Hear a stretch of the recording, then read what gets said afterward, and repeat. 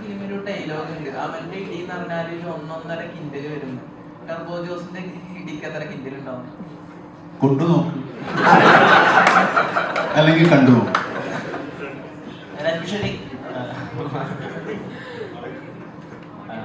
മമ്മൂക്ക എന്ന് പറയുന്ന ആക്ടറിനെ നമ്മൾ ഇപ്പോൾ പല ആളുകളും മമ്മൂക്കയുടെ ചില ചൈൽഡ് കഥാപാത്രങ്ങൾ ഇപ്പോൾ ബാക്കിയുള്ളവരെല്ലാം അങ്ങനത്തെ ക്യാരക്ടേഴ്സ് എടുത്ത് ചെയ്യുമ്പോൾ മമ്മൂക്കയുടെ അങ്ങനത്തെ ക്യാരക്ടേഴ്സിനെ പോയിട്ട് പഠിക്കുകയും അതിനൊരു മീറ്ററാക്കി വെക്കുകയും ചെയ്യുന്ന അതാണ് ചില ക്യാരക്ടേഴ്സിനുള്ള ഒരു ഐക്കോണിക് സ്റ്റേച്ചർ മലയാളത്തിൽ. ഇപ്പോൾ കോട്ടയം എന്ന് പറയുന്ന പോലത്തെ ഒരു ക്യാരക്ടറിനെ നമ്മൾ അങ്ങനെ പിന്നെ ആരും സൃഷ്ടിച്ച് കണ്ടിട്ടുണ്ട്. സോ മമ്മൂക്കയുടെ കൂടെ ഓപ്പോസിറ്റ് അത് പെർഫോം ചെയ്ത് കാണിക്കുക. നിങ്ങളുടെ ആദ്യമായിട്ടാണല്ലോ അങ്ങനെ കൊമേഴ്ഷ്യലി ആയിട്ടുള്ള ഒരു വില്ലനായിട്ട് എത്തുന്നത്. മമ്മൂക്കയെ നമ്മൾ കുറച്ച് കാലത്തിന് ശേഷമാണ് ഇത്രയും കൊമേഴ്ഷ്യൽ ആയിട്ടുള്ള ഒരു പ്രൊട്ടഗോണിസ്റ്റ് ആയിട്ട് കാണുന്നത്. സോ എന്തൊക്കെ പുതിയത് കൊമേഴ്ഷ്യൽ സിനിമയെ പറ്റിയിട്ട് മമ്മൂക്കയിലൂടെ മനസ്സിലായി? Everything I learn here is new. നമ്മുടെ വൈശാഖ് സാറുടെ techniques or the way Mithun has written or for example the first day I went I was a little scared because of the language. എനിക്ക് മലയാളം അറിയും, പക്ഷേ അവരുടെ മുമ്പ് സംസാരിക്കുമ്പോൾ കുറച്ചും കൂടി ബുദ്ധിമുട്ടുണ്ട്. അപ്പോൾ എനിക്ക് കുറച്ചും കൂടി ഇന്റിമിഡേറ്റ് ആയി. എൻ്റെ ഡയലോഗ് ഫ്ലോ കുറച്ചും കൂടി മാറി. Then he said the same dialogue in his flow. The moment he said, I was like, why did I think in this way? Then I was so comfortable because I knew that he's not judging me, and and the unfortunate thing was he didn't have dialogue. He had to look at me. That was much more scary. I feel like a dialogue. He's just looking at me. I need to tell him. I'm like, okay. But the moment he gave me the flow, I could actually hold on to the scene. So then I knew that there is a lot to learn in the commercial space that bridge cinema makers or indie filmmakers need to learn. The way they write, the way they approach Vishnu Sharma's camera angle, the way Sir performed, or Vaishak, how he ideated the scene and everything. That I think I really say it's a film school to me. But they paid me the fees, that's all. Hitler എന്നുള്ള സിനിമയിലെ action സീനുകളിൽ Mammukka എല്ലാ action സീനുകളും ഇടത് കൈ കൊണ്ടാണ് initiate ചെയ്തിട്ടുള്ളത്. ആ cinema കണ്ടാൽ അറിയാം. മമ്മൂക്ക അത് എഫേർട്ട് എടുത്തിട്ട് എല്ലാം ആക്ഷൻ തുടങ്ങുന്നത് ഇടത് കൈ കൊണ്ടാണ്. അപ്പോൾ അങ്ങനെ ഒരു കൊമേഴ്ഷ്യലായ സിനിമയിൽ അങ്ങനെ ഒരു ചെറിയ എഫേർട്ട് അല്ലെങ്കിൽ അങ്ങനെ ഒരു എഫേർട്ട് എടുക്കേണ്ട കാര്യമില്ല ആക്ച്വലി. പക്ഷെ ആ ഒരു വ്യത്യസ്തത നമുക്ക് കാണാം.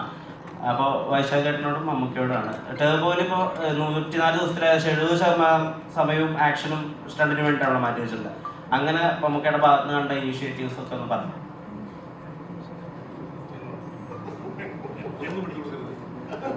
ഒന്നാമത് ഇവരൊന്നും പറയാൻ സമ്മതിക്കില്ല.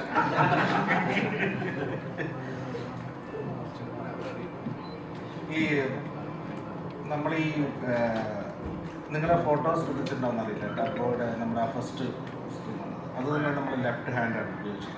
അപ്പോൾ നമ്മൾ ഇതിനകത്ത് ടർബോ പഞ്ച് എന്ന് പറഞ്ഞൊരു പഞ്ച് ഡിസൈൻ ചെയ്തിട്ടുണ്ട്.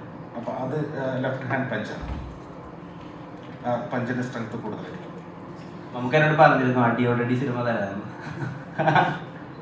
വാക്ക് വലിച്ചിട്ടുണ്ട്. ഈ ഇപ്പം ബീച്ച് മോളത്തിൽ നമ്മൾ നോക്കാൻ നേരത്ത് അതിന്റെ ഫൈറ്റ് സീക്വൻസിലൊക്കെ ബോൾട്ട് പോലത്തുള്ള ന്യൂ ടെക്നോളജീസുമായിട്ട് നമുക്ക് മല്ലിടുന്നതാണ്, ഇല്ലെങ്കിൽ അതിനെ തോൽപ്പിക്കുന്നതാണ്.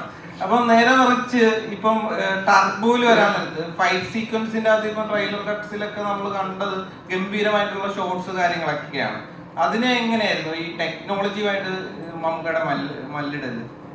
നമുക്ക് ടെക്നോളജികൾ മല്ലിടേണ്ട കാര്യമില്ല. വളരെ നല്ല ധാരണ ടെക്നോളജിയിലുള്ള ആളാണ്, നമുക്ക് പറഞ്ഞു തരും.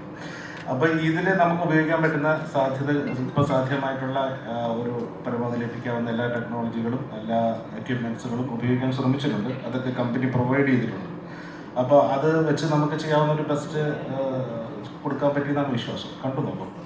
അപ്പോൾ ഈ മമ്മൂക്കയുടെ വോയിസ് മോഡുലേഷൻ്റെ ഭയങ്കര ഒരു ഫാനാണല്ലോ. അപ്പോൾ ഈ ഓസ്ലറിൽ ഈ ഡെവിൾസ് ഓൾട്ടർനേറ്റീവും അല്ലെങ്കിൽ ടർബോ ജ്യൂസ് എന്നൊക്കെ പറയുമ്പോൾ നമുക്ക് കിട്ടുന്ന ഒരു ഇമ്പാക്റ്റ് ഉണ്ടല്ലോ. ഈ മമ്മൂക്ക പറയുമ്പോൾ അതൊരു ഭയങ്കര ഡിഫറെൻറ്റ് ബോൾ ഗെയിമാണ്. അപ്പോൾ ഈ ഡയലോഗ്സ് എഴുതുമ്പോഴും എന്തൊക്കെ എഫേർട്ടുകൾ ആ ഒരു ഫാൻ ബോയിൽ നിന്ന് ഉണ്ടായിട്ടുണ്ട്? നമ്മളങ്ങനെ ഒരു ഭയങ്കര ചീസി ഡയലോഗുകൾക്ക് ഇതിനകത്ത് അങ്ങനെ കാര്യമായിട്ട് ശ്രമിച്ചിട്ടില്ല. ജോസേട്ടായി പറഞ്ഞതുപോലെ തലയ്ക്ക് മീതെ പ്രശ്നങ്ങൾ വന്ന് നിൽക്കുമ്പം വർത്തമാനം പറയാൻ പോലും പറ്റാത്ത അവസ്ഥയിലാണ് പുള്ളി പല ഘട്ടങ്ങളിലും നിൽക്കുന്നത്. പിന്നെ ഉള്ള ഡയലോഗുകൾ, രസമുള്ള ഡയലോഗുകൾ ഉണ്ടെന്ന് ഞാൻ വിശ്വസിക്കുന്നത് പുള്ളി പറയുമ്പോൾ അതിനൊരു ഭംഗി ഉണ്ടാവുമല്ലോ. ആ ഭംഗി നിങ്ങൾക്ക് പ്രതീക്ഷിക്കാമെന്ന് എനിക്ക് തോന്നുന്നു. നമ്മൾ എഴുതിയിട്ടുള്ളൂ, ബാക്കി അദ്ദേഹത്തിൻ്റെ കയ്യിൽ അദ്ദേഹം പറയുമ്പോൾ ഉണ്ടാകുന്നൊരു ഭംഗിയുണ്ട്, അതുണ്ടാവും. ഈ കഥ പറയാൻ പോകുമ്പോൾ മമ്മൂക്കായിട്ട് രണ്ടാമത്തെ സിനിമയാണ് ചെയ്തത്. ഈ കഥ പറയാൻ പോകുമ്പോൾ മമ്മൂക്കായുമായിട്ട് സംസാരിക്കുമ്പോൾ ഇത്തരമൊരു കഥയാണ് ചെയ്യുന്നത്. എന്താ നമുക്ക് തോന്നുന്നു കുറേ ആക്ഷൻ ഉള്ളതുകൊണ്ടാണ് വീണ്ടും വീണ്ടും ചോദിക്കുന്നത്. വേറെ പല രീതിക്ക് മേക്കിംഗ് ചെയ്ത സ്ക്രിപ്റ്റ് എഴുതിയിട്ടുള്ള ആളുകളാണ്. ഈ കഥ പറയുമ്പോൾ മമ്മൂക്ക എങ്ങനെയാണ് താങ്കളുടെ അടുത്തൊരു പ്രതികരണം നടത്തിയത് ആദ്യം ഫസ്റ്റ് ടൈം? ഞാൻ വൈചാട്ടും കൂടെ പൂനെയിൽ കണ്ണൂർ സ്പോട്ട് ലൊക്കേഷനിൽ പോയിട്ട് കഥ പറയുമ്പോൾ കഥ കേട്ടപാടെ പുള്ളി അത് ഇത്രയും ആക്ഷനോട് കൂടി തന്നെയാണ് പറഞ്ഞത്. പുള്ളി അത് നോക്കിയിടിച്ചു. അതൊരു ചലഞ്ചായിട്ട് ഏറ്റെടുത്തുകൊണ്ടായിരിക്കുമല്ലോ ഇങ്ങനെ ഒരു സിനിമ ചെയ്യാമെന്ന് തീരുമാനിച്ചത്. അപ്പം ഒരുപാട് ആക്ഷനുണ്ട്, ഒരുപാട് നൈറ്റ് സീക്വൻസുകളുണ്ട്. അപ്പോൾ അത് പുള്ളി അത് അപ്പം തന്നെ നോക്കി അടിച്ചതിൻ്റെ കാരണം അതൊരു ചലഞ്ചായിട്ട് ഏറ്റെടുക്കാൻ തീരുമാനിച്ചതുകൊണ്ടായിരിക്കുമെന്ന് എനിക്ക് തോന്നി. അത് അങ്ങനെ തന്നെ ആയിരുന്നു. അത് ഞാൻ തന്നെയാണ് പ്രൊഡ്യൂസ് ചെയ്യുന്നതെന്ന് പറഞ്ഞു. അതെ, അത് മറ്റൊരു ചലഞ്ച്. മാഷിനെ കണ്ടപ്പോൾ ഇവിടെ ഒരു സിനിമയുടെ ലൊക്കേഷൻ മാഷ് പറഞ്ഞ ഡയറാണ്. ഞാൻ ചോദിക്കുകയാണ്, മമ്മൂക്ക വീണ് കിടന്നു നമ്മളെ സ്റ്റൈലിൽ കാണില്ലോ, വീണ് കഴിഞ്ഞപ്പോൾ എഴുന്നേറ്റ് കഴിഞ്ഞപ്പം വേറൊരു ഡൂപ്പിട്ട് ചെയ്യാമെന്ന് മമ്മൂക്ക അത് വേണ്ട, ഇത് ഞാൻ തന്നെ ചെയ്യുമെന്ന്. 95% മമ്മൂക്ക തന്നെയാണ് ചെയ്തതെന്നാണ് അദ്ദേഹം നമ്മളോട് പറഞ്ഞത്. ശതമാനം കണക്കുകളൊന്നും എടുക്കേണ്ട കാര്യമില്ല. ടെക്നോളജിയുടെ ഭാഗമായിട്ടുണ്ട്. മമ്മൂക്കയുടെ എല്ലാ എഫേർട്ടും എടുത്തിട്ടുണ്ട്.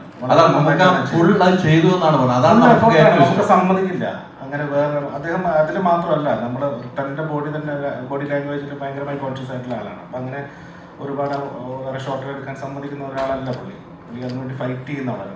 നിങ്ങൾ സിനിമയുടെ എന്റർടൈൻമെന്റ് ആയി കാണും, അത് എൻജോയ് ചെയ്യും. നമുക്ക് ഫൈറ്റ് ചെയ്തതാണ്, അത് ഫൈറ്റ് ചെയ്തിരിക്കാം. നമുക്ക് വെച്ച് ഷൂട്ട് ചെയ്യാൻ വേണ്ടി ഫൈറ്റ് ചെയ്തിരിക്കുക. അതാണ് സത്യം. ജോൺ ചേട്ടാ നേരത്തെ പറഞ്ഞ പോലെ 4 സിനിമകൾ മമ്മൂക്കാനെ വെച്ച് ഇതുവരെ അവസരം കിട്ടി. ഇപ്പോഴാണ് തന്നെ മമ്മൂക്ക 5ാമത്തെ സിനിമയാണ്, മമ്മൂട്ടി കമ്പനിയാണ്. ഇനി 400 സിനിമ എന്നാണ് പറഞ്ഞിരിക്കുന്നത്, 40 സിനിമ എന്നാണ് പറഞ്ഞിരിക്കുന്നത്. സത്യമാണെങ്കിൽ ഒന്ന് മമ്മൂക്കാട് അടുത്ത് വിളിച്ചൊന്ന് ചോദിച്ചൊന്ന് ഉറപ്പിക്കണമല്ലായിരിക്കും. ഞാനും നമുക്ക് അങ്ങനെ ഉറപ്പിക്കേണ്ട കാര്യമില്ല. ഒരു മാനസിക വ്യാപാരമുണ്ട്, അതാണ് എൻ്റെ വിശ്വാസം. ഈ ജോണിച്ചാന്റെ കഥാപാത്രം എന്ന് പറയുകയാണെങ്കിൽ എന്റെ കഥാപാത്രം എന്ന് പറയുന്നത് കുഴപ്പമില്ലാന്ന് തോന്നുന്നു. എൻ്റെ കഥാപാത്രം പറഞ്ഞാൽ ഇതിന്റെ മൊത്തത്തിലുള്ള ത്രില്ല് പോകും. അത് പറയാൻ നമുക്കിവിടെ വരവാദിക്കുന്ന ഒരു കഥാപാത്രമാണ്. ഈ ഉത്സവ സ്ഥലങ്ങളിലൊക്കെ ഈ കടകൾ, പെരുന്നാൾ കടകൾ വാടകയ്ക്ക് എല്ലാവരും വിളിച്ചെടുക്കുകയല്ലേ, അങ്ങനെ എടുക്കുന്ന ഒരാളാണ്. അതുകൊണ്ട് ജീവിക്കുന്ന ഒരാളാണ്.